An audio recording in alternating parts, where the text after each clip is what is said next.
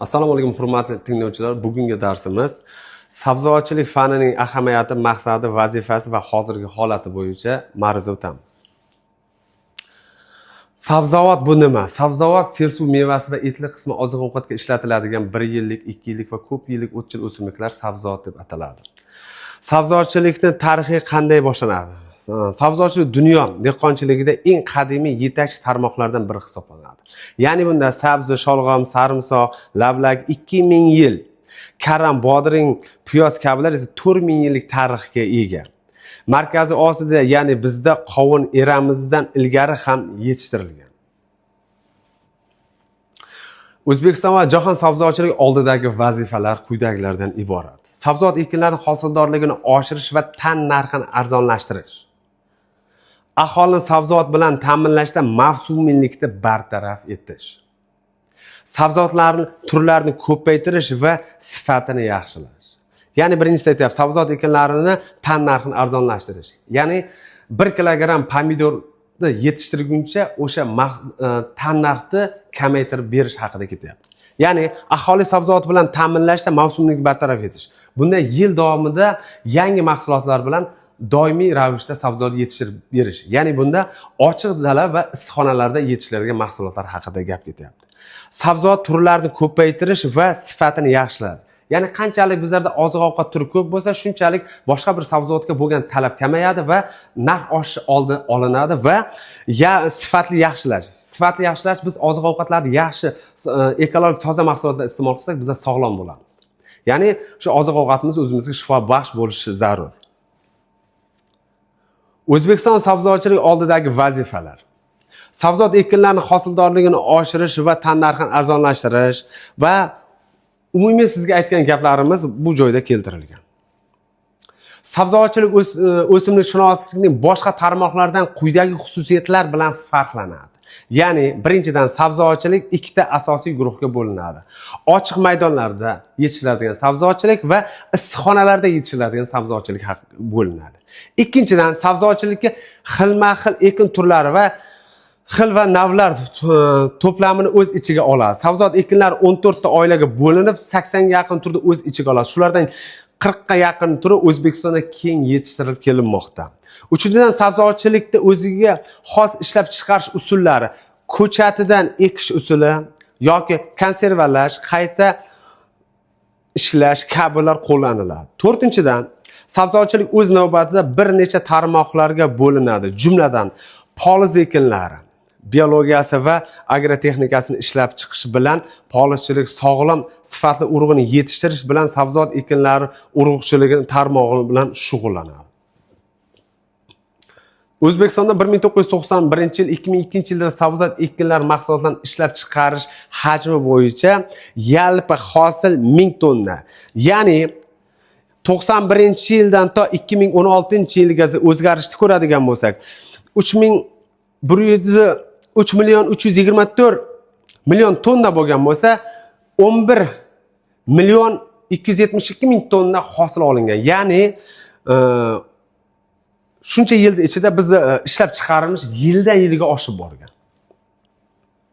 Sabzavotlarni aholi jon boshiga ishlab chiqarish miqdori kilogrammda. Ya'ni bunda yetakchi davlatlar hisoblanadi. Ya'ni bu yerda AQSh 110 kilo, Rossiya 114 kilo, Italiya 218 kilo, Ukraina 231 va quyidagi Xitoy esa 416 kilo. Ya'ni eng ko'p sabzavot ishlab chiqaruvchi davlat bu Xitoy hisoblanadi. O'zbekiston Respublikasi 2022 yilda barcha toifa xo'jaliklarida 219.213 gektar maydondan olingan va 10 million 200 ming tonna sabzavot mahsulotlari viloyatlar kesimida ulushi. Ya'ni bu yerda eng ko'p ishlab chiqaradigan viloyatlardan bu Toshkent va Samarqand viloyatlari eng ko'p ishlab chiqaradigan yetishtiradigan anaqa viloyatlar hisoblansa, eng kabi bu Qoraqalpog'iston va Sirdaryo viloyatlari turadi. O'zbekiston Respublikasi 2022 yilda barcha toifa xo'jaliklarida quyidagi maydonda olingan tonna mahsulotlar bo'yicha o'sha kartoshka yetishtirilgan. Bu yerda eng ko'p kartoshkani yetishtirgan o'sha 22% bilan Samarqand viloyati turibdi. Ya'ni 402 ming tonna bilan. Sabzavotlarning shifobaxsh xususiyatlari.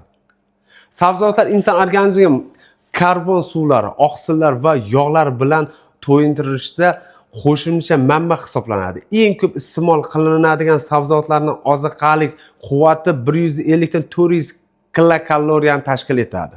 Ular tarkibida eng ko'p biologik aktiv moddalar, vitaminlar, tuzlar, pektin moddalar, fermentlar, organik kislotalar, efir moylari, xushbo'y hid beruvchi moddalarni saqlaydi.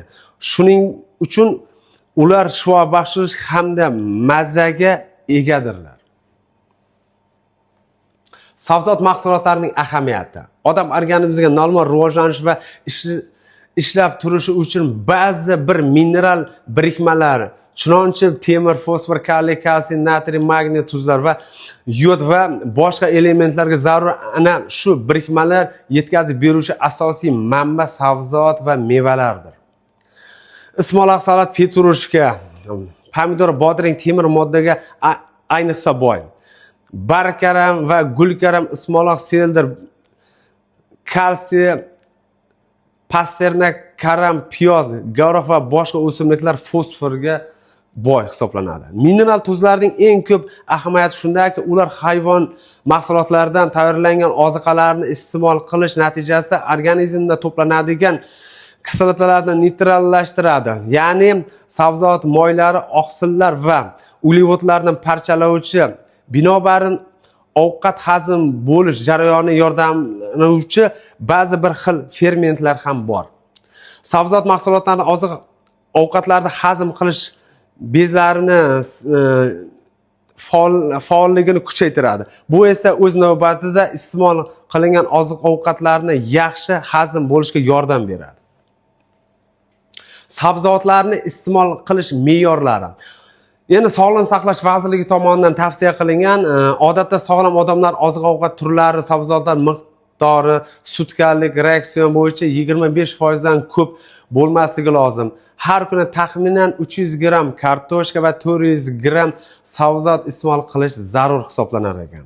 Aholi jon boshiga sabzavot iste'mol qilishni o'rtacha yillik me'yori geografik mintaqalar bo'yicha 128 kilogramm, 164 kilogramgacha, jumladan oqbosh karam 32-50, gulkaram, Bryussel, Savoy karamlari 3-5 kilogramm, pomidor 25 dan 32 kilogramm, sabzi 16 dan 20 kilogramm, bodring 10 kilogramm, 13 kilogramm, xo'raklavlarga va quyidagi sabzavotlar kilogrammga tashkil etishi lozim. O'zbekistonda sabzavot mahsulotlarining yillik me'yori 164 kilogramm, xolis mahsulotlar 98 kilogrammgacha oshishi, kartoshka esa 50 kilogrammgacha tushirish taklif etilmoqda.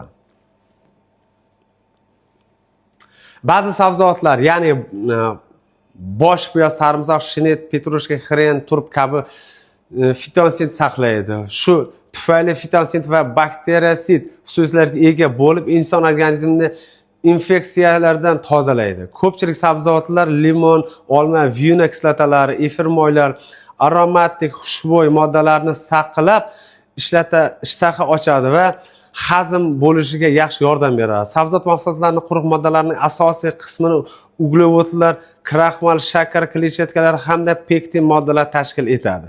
Sizlarga bermoqchi ma'lumotim shulardan iborat edi. E'tiborlaringiz uchun katta rahmat.